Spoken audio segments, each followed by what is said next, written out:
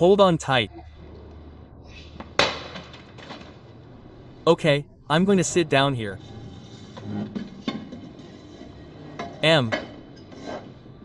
Well.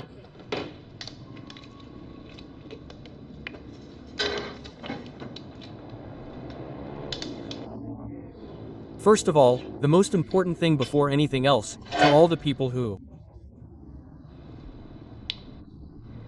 really know what shoulder surgery is and what I've had to go through, I really appreciate the nice messages.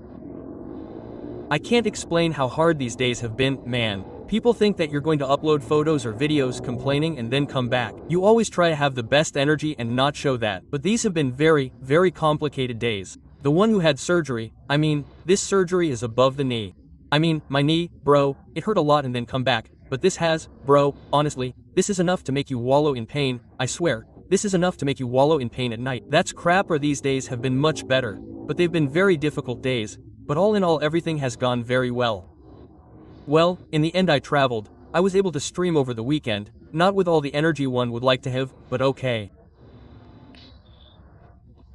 And that makes me very happy. It makes me very content because in the end I'm also recovering. I'm trying not to lose the physique, man, that I have, even if I'm eating well. I've eaten really badly, but I look good. I don't know how good, man, so ugly. But apart from that, it makes me very sad. I've been very sad, man, because I can't move, bro. I have a hybrid 2025 Corvette, the only one. That dude, you'll see right now. I don't even know what the hell that Corvette is, bro. I swear.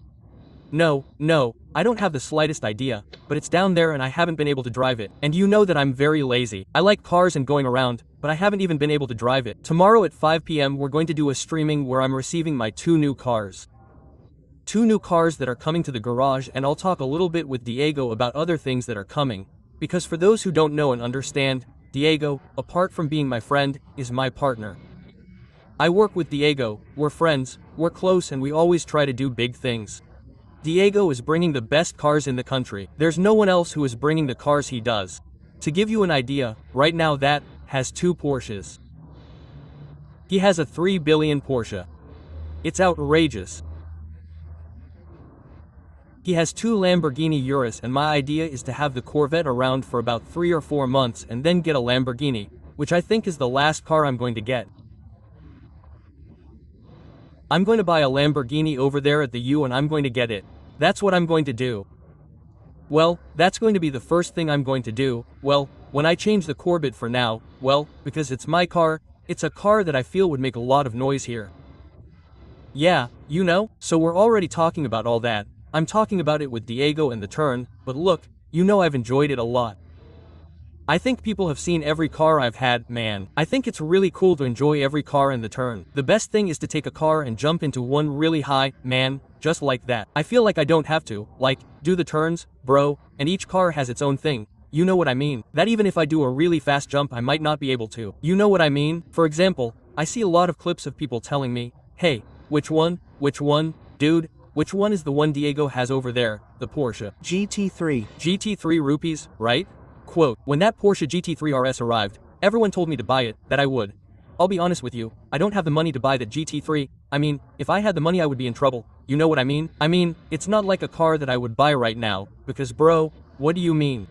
We're already talking about opening Dulcinea in Bogota soon, which is an extremely absurd investment. Remember that Andres and I, dude, are alone. You know what I mean? I mean, if we go and open it, we're alone because, look, this is another opportunity that I'm going to take advantage of, and I'm going to talk about this topic here so that you can leave that topic behind once and for all, bro, because to me that seems like, you know what, bro? That seems stupid to me, dude. I don't understand why people are so stupid, bro. Seriously, I don't understand. There are levels of stupidity that I don't know how far they'll go. I think you've seen that I've been ignoring so many things for so long, bro. It really tires me out. It doesn't even tire me out, I'm fine with ignoring.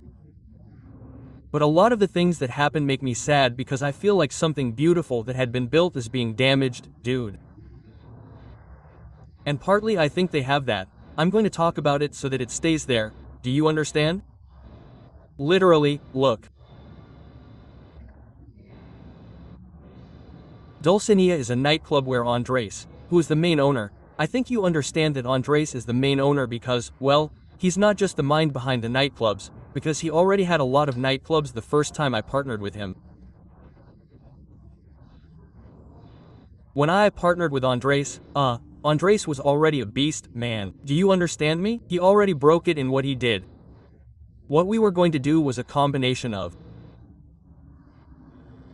two powers that we were going to take further. Do you understand? A good nightclub with good marketing. The success was resounding. Why am I with Andres and Andres is my direct partner in the return? Because, bro, I went to see Dulcinea when they were building it. Do you understand me? My project with Dulcinea is a project that started from scratch, talked about and organized with Andres, where, bro. This nightclub, bro, I have a lot of affection for it because we worked on it from scratch and we made it grow.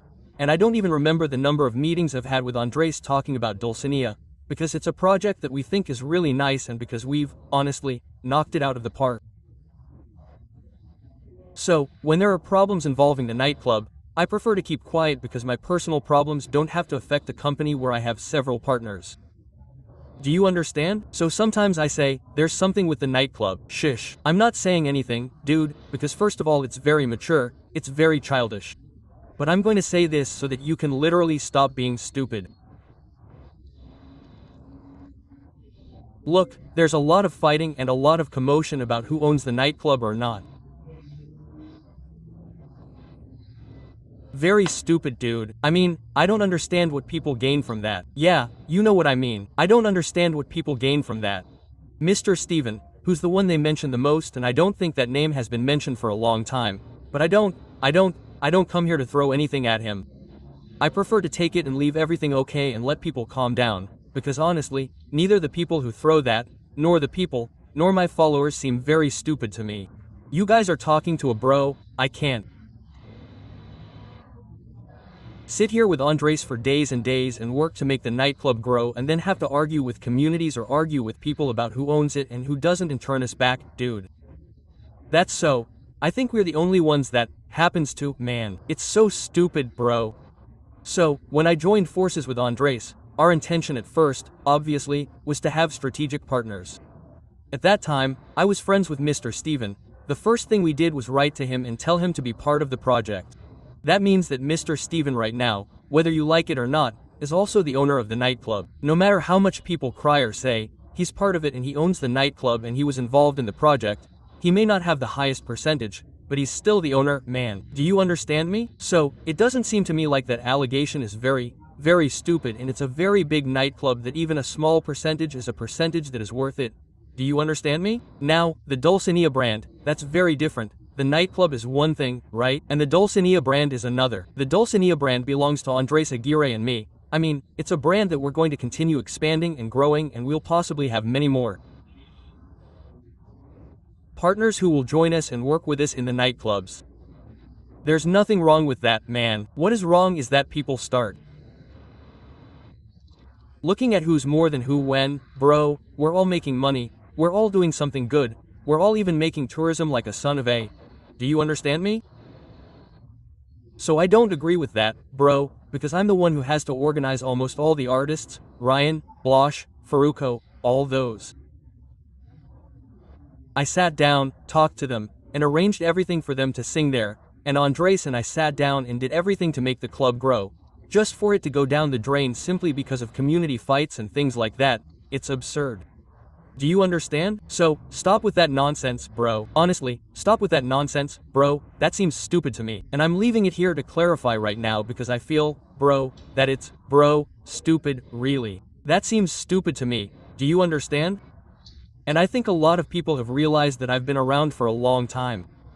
What's more, I don't say it and I'm not going to say it again, my club. I don't think I'm going to say it again. I think it's been a long time since I said it because I want the brand to grow more. I don't want the one I own to grow. Do you understand? Because it doesn't make sense, bro. We're doing business, man. I mean, this just slows us down, huh? Mahalo, look, I didn't answer the Mahalo thing. I didn't answer it, but I'm going to answer it now. I'm the owner of Mahalo. Omar from Master PC is my partner in almost all of my companies. Why? Because he's my legal representative and Omar is my legal representative, and apart from being my legal representative, he's my right-hand man. Do you understand me? Omar manages a lot of my things. Part of that, Mahalo, he's also the owner of Mahalo. But how come, bro? We bought Mahalo. I bought Mahalo with Carlos. Carlos and I bought Mahalo and then we joined forces. But Mahalo is mine. It seems to me, well, imagine with Rayatros working in a restaurant for so long. Obviously before the stream that MrStiven did on Dude, I already knew everything. In others, how come? I already knew everything, bro, like he understands me. And Steven, knows that I don't want problems with anyone on social media, he knows it privately. For that same reason, I don't go out and I don't talk or say anything and I stay quiet. It did hurt me and I'm going to admit it, but not because of what the rats say, because what the rats say doesn't hurt me. I felt offended because I said, bro, I'm lending my space, I'm taking good care of people, I'm doing things the way a person who owns a business does, so why would they make those kinds of unnecessary comments? Do you understand me? Because those comments are unnecessary, bro. That's why I stayed quiet and kept my silence. I said, done. But if you set up a position, you work for a project, you work for an establishment, you work for something that's yours and you lend it to them, and then they go to the place and tell you something, it seems to me like a lot of crap, but I'm really used to that kind of thing. By then I kept quiet, but what I can't do here, crap, is go and tell them, no, the restaurant isn't mine, because in the end the restaurant has also grown a lot, because of my image and because of what we've also worked on at the restaurant. The one who knows Mahalo was really crap before, but yes, Mahalo is, but that also seems silly to me, do you understand? Me having to be saying here, hey, this round is mine. I'm not saying this, bro, so that you can come to my place, come to my establishment, and throw it there. I'm calm, daddy, look, I swear, I can close the door. Me, but I'm not like that, bro. And I say it here on open camera, all my friends know, bro. My friends tell me that I'm too stupid because I keep a lot of silence, bro. And you guys knew that the WestCol of before would go out and throw. But a lot of things have changed, man. And I'm going to take a little time for this stream, bro. Even if it's short, after a long time of talking about it, and I don't come here to throw at anyone, bro, because I'm not here for that. But I do have to say something that has made me feel really bad. I don't know how to explain it, bro. When I started doing streams, I remember that I used to say a lot, oh, how cool that we all break it. I don't think so. I think there's a round here where I say, wow, man, look, without exaggerating, but I swear to you, when I had 5 or 6 cars in my garage. None of the streamers around me or my personal friends had cars, apart from my Steven who already had his cars and his turn, you know what I mean? But of my friends around me, no one had cars, and I always said like, hey, how cool, bro, that. At some point everyone has their own thing, you know what I mean? That at some point everyone has their own cars. That's what we're working for. So I had to live through that whole process, man, of seeing how everyone was fighting over their stuff. And right now, daddy, I'm saying it without mincing words. Chanty lives with Mello. Mello lives right across the street. I can see his house from here in the town, in his apartment. He has his car, Mello. Leandro just sent me a video of his new car. Not even the son of a. Mello is there, Mello, his family, Mello is there. Mello, huh? Mello. The other group, huh, with whom they fight all the time. MrStiven, Mello, his house, his cars. Juanfer Lamada, Mello, his cars, bro. All the streamers who at some point had nothing are right now at the peak, at the climax, and instead of enjoying all they're in such a stupid constant competition, man, that I still can't understand it. I mean, well, let them fight or fight. Yes, but why at the best time of all? Yeah.